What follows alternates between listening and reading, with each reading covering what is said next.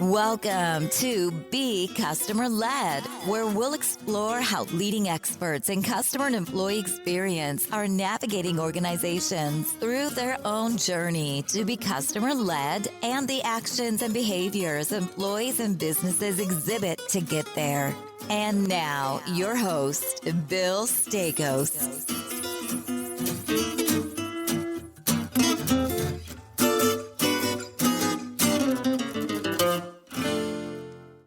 Hey, everybody. Welcome back to another week of Be Customer Led.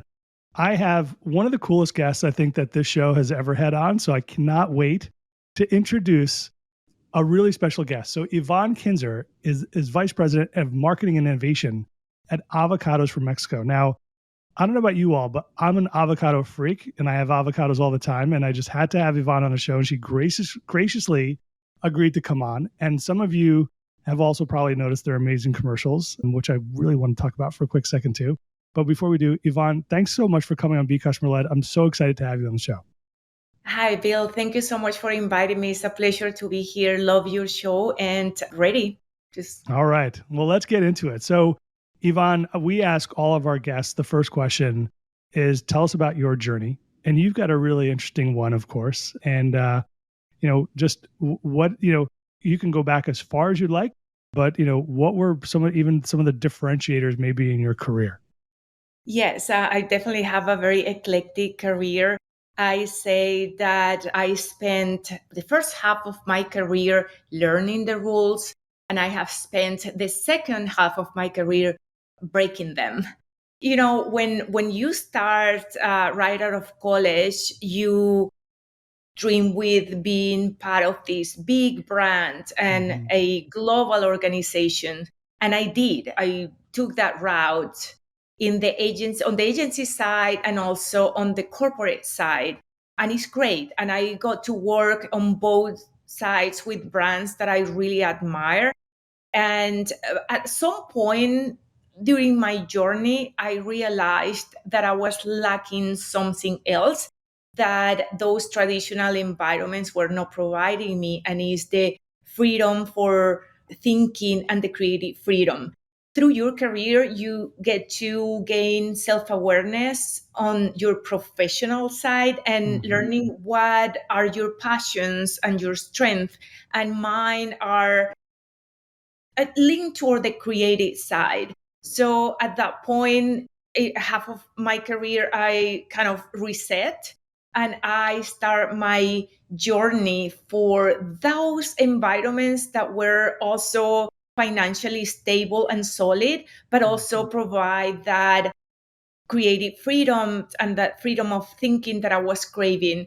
And I can go, I have a very eclectic of experience. It had been a very fun, wild ride. But that's how I ended in Avocados from Mexico after going from the very rigid, traditional corporate environments. Then I did my tour through technology companies, startups, really cool, small advertising agencies, fast, nimble, cool, super creative. And then I end up in Avocados from Mexico, and which is both, really. And when their recruiter contacted me to go to Avocados from Mexico, I came to the interview with experience in fashion, retail, technology, agency, client, airline, not at all in fresh products. So the first thing that I asked to my CEO, now that he was interviewing me for the position of the head of digital marketing, is that I want to make sure that I have what you're looking for. So why me? I have no experience whatsoever in the category. And then he said, because I'm not looking for someone with experience in the category. I'm looking for someone that is creative and that knows very well the digital space, so they can help me do what nobody else has done. I was sold. That's pretty incredible. And how brave of your CEO to be thinking outside the box as well for someone with your skill set and background, not necessarily from a fresh produce background, but someone who's going to maybe rock the boat a little bit, break some glass even in the role. And your background is really eclectic. And I love that you are able to bring all that to bear for your company. For our listeners Ivonne, who don't know Avocados from Mexico, can you tell us a little bit about the company? Because it's super interesting. You guys cover a lot of different stakeholders. Yes, we are. It's funny because one thing that we say is that we are not from Mexico and we don't sell avocados, but we are a marketing firm that is the marketing arm of two organizations, the growers and exporters of avocados from Mexico in Mexico, Michoacan, Mexico, and the importers and distributors of avocados from Mexico here in the US. Those organizations, for first time in history, came together under one of the checkoff programs of the US Department of Agriculture and created this marketing organization that I'm part of. And we have two missions, or one mission in a two-pronged approach mission, which is to build the brand Avocados from Mexico in the US and increase the consumption of avocados from Mexico in the US. So just a little bit of the bragging rights. In the 8 years that the organization has existed, we have increased the imports of Mexican avocados into the US from 1.2 billion pounds of avocados per year to almost 2.5 billion pounds of avocados per year. Oh my gosh. That's a lot of guacamole. That's a lot of guacamole. I love avocado toast, and with egg on it or chicken. I mean, it's one of my favorite things on this planet to eat. I think I've perfected my own recipe and how I love it, but we go through a lot of, and I've got 3 little kids, so we go through a lot of avocados in this house. And I do look out for your product, by the way, Good. in particular. So tell us a little bit about Ivonne. I'm curious. So you've got this interesting role at the company. You're bringing together marketing innovation, and can you tell our listeners about why the company wanted to bring sort of these two things together within a marketing function, and how do they work together too? Yeah, I think that's an interesting question because I think that that was not planned. That was actually organic. I started with the organization in 2014, as I said before, as the head of digital marketing, but there was no digital marketing. I built it from the ground up, and it developed as one of the most progressive and creative and innovative digital practices in the industry. I'm not saying in the fresh produce industry, in the industry.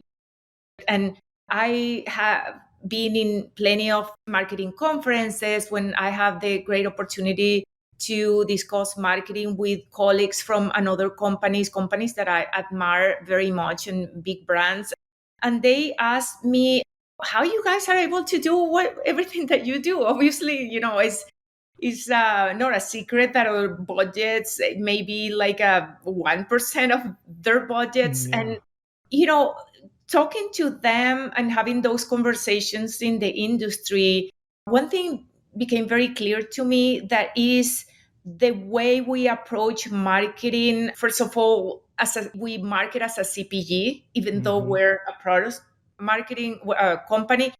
But the other thing is that we're small and nimble and hungry, and we are explorers, and we move super fast because we're a flat organization. So I'm going to answer your question, because that flexibility and that speed allows to do a lot of innovative things, especially in the area that I was leading, digital marketing. And we became actually recognized in the industry, as you've seen, as Fast Company 2021 as the most innovative brand, period. No brand in the fresh produce industry, brand. So because a lot of innovations happened in my space, when I got promoted to head of marketing, it was just a natural that I just kind of lead the innovation agenda for the organization. That doesn't mean that all the innovations that come out of Avocado from Mexico come from my team, but I really push the whole organization to just think innovatively. And we took the whole company from the managers level and above to Yale University 1 week innovation workshop, for example, and I organize it. So remember, for me, it's important. I spent half of my career searching for that space. So now that I have it, I enjoy it, and I want to bring everyone in my organization with me through that innovative journey. I love that. I love that. Have you thought about maybe in prior roles where you were more maybe in a more traditional maybe marketing kind of function, if you were able to also bring in more of that innovation? Do you think that I guess my question is, Ivonne, do you think that marketing organizations today would benefit from having more innovation type of disciplines embedded in their team or responsibility embedded in their team? Not to your point, maybe owning innovation for the company, but really thinking differently about innovation and its context to marketing? Absolutely. I have seen organizations that claim to be innovative or that want to be innovative, but the internal structures actually counterintuitively block innovation. I have had the great opportunity before Avocados from Mexico also to be part of an organization, a brand that was a legacy brand, but had a pocket, a group of people led by a great leader that I was lucky to report to. And I wanted to just refresh the brand and renew the organization. So it happens in legacy organizations where you have a group trying to drive innovation. What end up happening, and that's what I'm not going to name that company, is that at the end, it was so difficult, the tension between the legacy structure and this small group trying to break through with innovation that we end up being all let go, the entire marketing department, just to go back to the status quo. So it's not easier to innovate from the new, like we did in Avocado from Mexico. You're never going to have anyone that can tell you, oh, that's not the way we have been doing things in the past, because you were not doing things in the past. Right. So that's what is easier. But legacy structures are really, really hard to break. I know that from spending 25 years in corporate America. I'm at a different company now at Medallia, which is really nice. It's a much smaller organization. You can move much more quickly. You can innovate at a completely different speed relative to like a large bank, as an example. But I know exactly what you're saying. Avocados from Mexico, you had mentioned before, was sort of is the marketing sort of agency for several different camps. So importers and distributors, growers and packers. How do you approach marketing when you're serving all these parties, right, that really cover the entire value chain, including marketing directly to consumers, right, which are doing? How do you think about that? Because you have to represent all these different parties, but you're still, marketing to consumers and of avocados. How do you balance that? That feels like it's got to be a very difficult balance. Yeah, it's difficult and very, very interesting and fulfilling, because one thing, Billy, that is very interesting is that when you think about almost 2.5 billion pounds of avocados, I think that what comes to your mind is these like huge growers, like multi-million-dollar growers with big, and there's nothing farther from the truth, because it is comprised, the export program, out of 30,000 small farmers. And if you think about it, the minimum that you need to be part of the export programs is 12 trees. So it's very small farmers, but then we have a board of directors that represents those 30,000 farmers, and then 7,000 packers and distributors. So we basically report to the board of directors, and then under our organization, we have consumer marketing, we have shopper marketing, that is the group that owns the relationship with the retailers, the Walmart, Kroger, etc. And then we have food service marketing, owns the relationship with Chipotles, Chili's, and all the food operators. And then we have consumer marketing, that is the area that I lead. We have to work together internally in the leads of each of the departments. We really have to work together so the communication, the message, and the brand come through in a cohesive way, that because the consumer can be shopping in the grocery store today and eating a avocado in a restaurant tomorrow, or watching a Super Bowl spot the next day. So the brand has to be consistent, but no one team can manage it all. So we really have to integrate.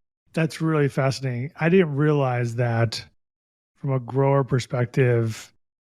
I mean, you're talking about a handful of avocado trees, right? Really, you're making a difference in people's lives, even, right? Additional income or their only income, perhaps. I love that mission. I didn't realize that that was part of the organization's mission. It makes me even more of a fan of the product and what you guys are doing now. That's fascinating. If I want to talk to you a little bit about, Ivonne, how you think about the customer experience with respect to your role in marketing. Obviously, you guys are producing amazing content. Your commercials are, I mean, you had a great spot on the Super Bowl. You recently came out with another spot, which is just fantastic. And just for the listeners, I was telling Ivonne, I watched that spot 3 times today because it was so funny and so cool.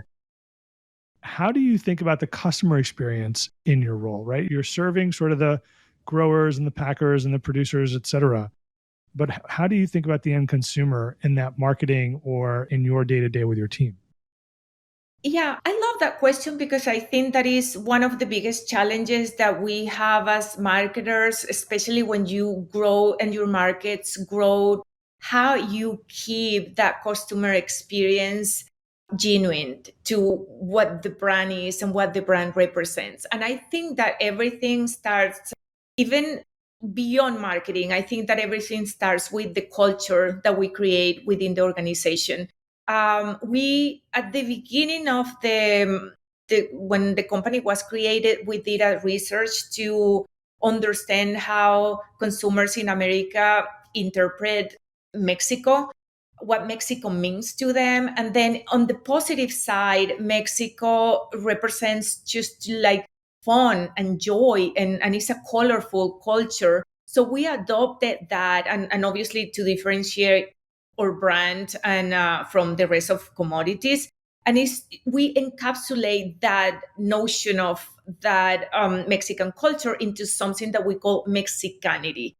And that Mexicanity, which is the soul of our culture, is written in our colorful walls across the office. I think that has to come through in everything that we do, even beyond marketing. LinkedIn, for example, is a complete different audience. We're not talking to consumers, we're talking to peers, to industry. I feel it. I mean, I feel that Mexicanity when I'm sharing something that we're proud to share, or,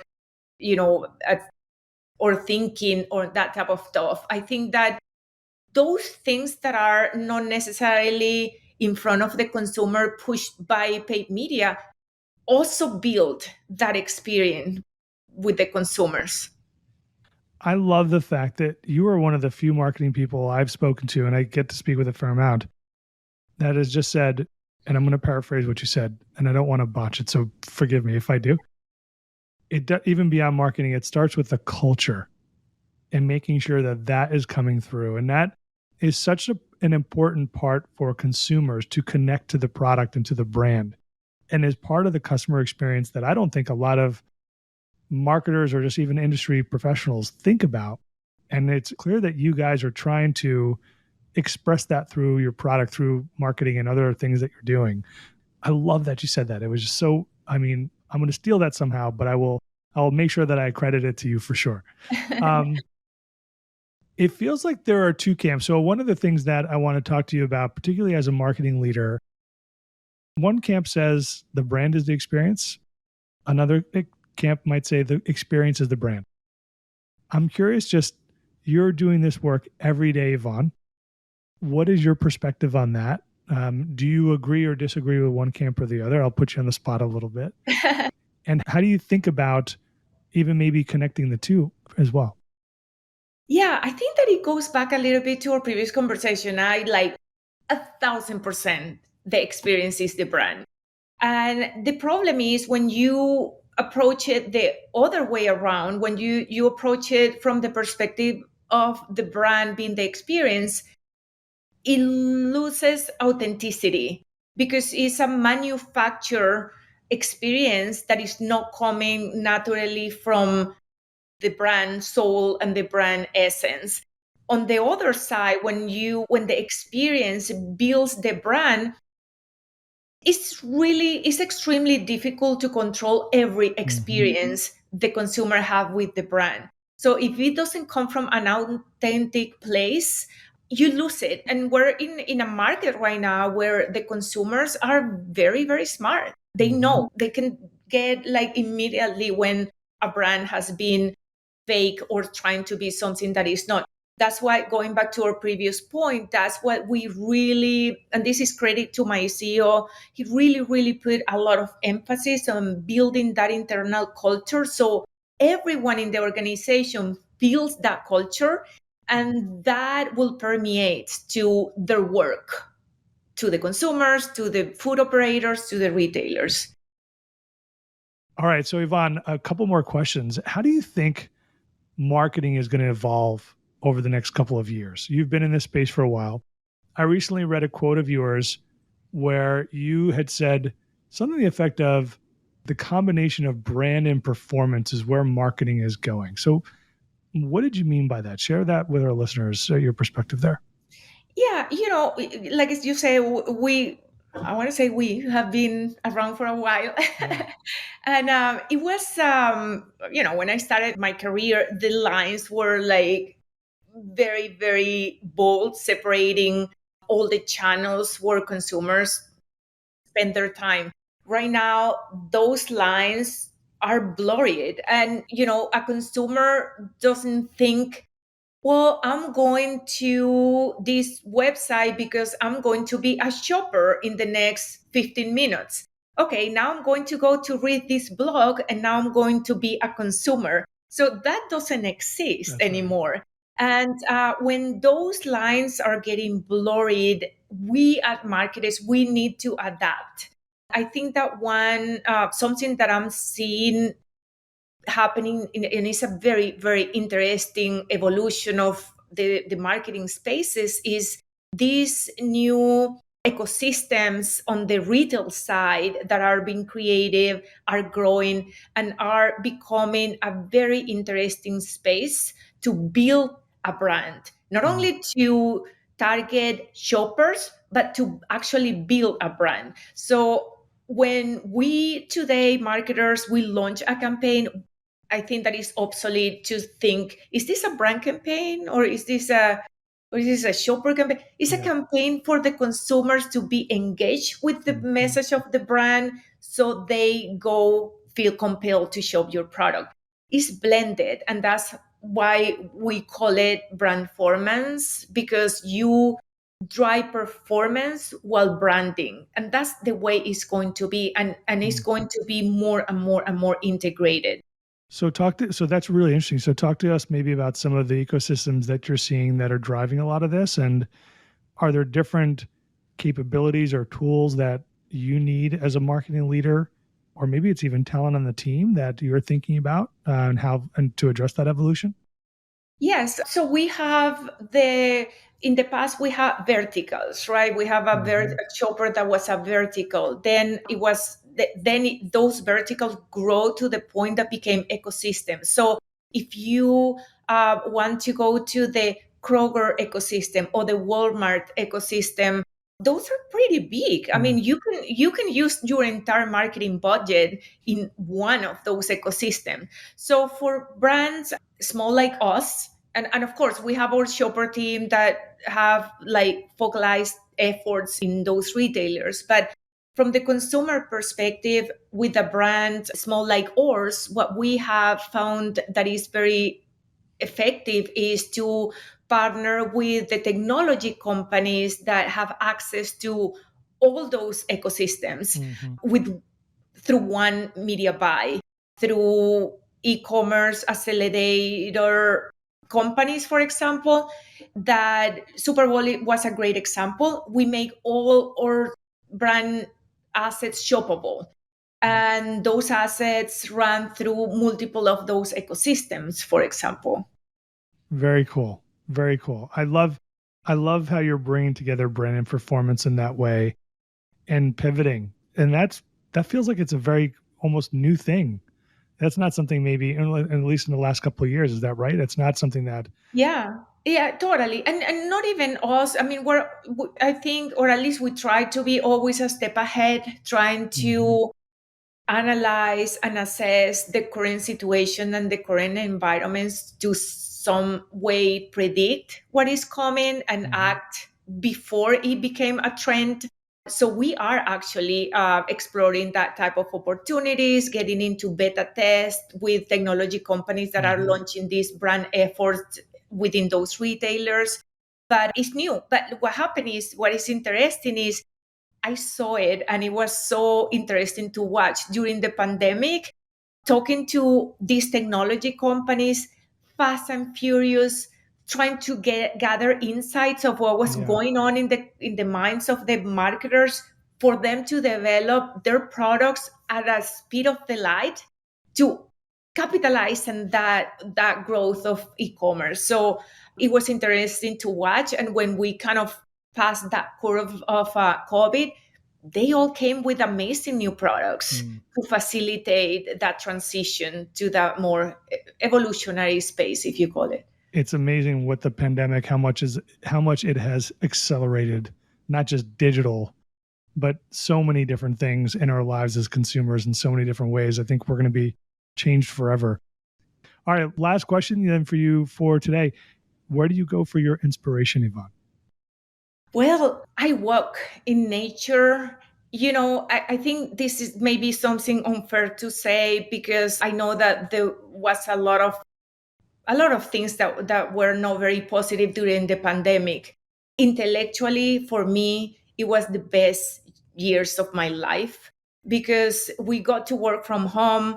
I'm a thinker. I'm an introvert. It may not come across like that, but I'm an introvert. So I need a lot of time to think and I reflect a lot about a lot of stuff. So I had a lot of opportunities to, in the mornings, earlier I was here and between calls or taking a call or whatever it was, I got to walk around a lake that is next to my house and is full of nature. And my best ideas, I mean, it was so much and so much inspiration that came to me that I was walking with my phone, just taking notes and mental notes about stuff because the speed of my thinking was just accelerated by the freedom and the nature and everything that inspired me. That's awesome. Now, do you continue? I don't know if you are all going back to an office or not, but is that a practice you will continue to do and make time and space for yourself to do it? After I discovered that was an amazing source of creativity and I just make them. I just had a purpose of keeping it and fighting for it and in some way make it a priority. So we went back to the office. I don't have as much time, but now that we're getting into summer again, the days are longer. So I still have time to do that at the end of the day. But yeah, I wish I could keep that practice forever because it was a huge discovery that is very valuable for me. And I wish I never have to give it away. I'm very different. I'm an extrovert. I'm a classic extrovert, and I get energy and ideas in conversations like this. So my brain is going to work now all weekend long, and the ideas will be flowing. That's the one benefit. Well, there are a lot of benefits to doing a podcast, but meeting interesting folks like yourself, having really cool conversations, and learning from them and hearing their stories. My mind is already bubbling, and I know this weekend I'm going to be doing a lot of thinking and creating. So, Ivonne, it's such a pleasure to have you on the show. I learned a ton, one, about the company that you work for, two, great perspective that you shared with listeners around your role in marketing, the connection to the experience, the brand connection to experience. Just a lot for us to think about. And just thank you so much for your time and sharing your expertise. No, thank you so much. It was a pleasure. It was a great conversation and enjoyed. I'm an introverted, but that doesn't mean that I enjoy this conversation very, very much. I just gave you my energy. Now I have to go on my own and recover that energy. I understand. Well, thanks again. Have a great weekend ahead. All right, everybody. Great show. We're out. Talk to you soon, Thanks everyone. for listening to Be Customer Led with Bill Staikos. We are grateful to our audience for the gift of their time. Be sure to visit us at becustomerled.com for more episodes. Leave us feedback on how we're doing or tell us what you want to hear more about. Until next time, we're out.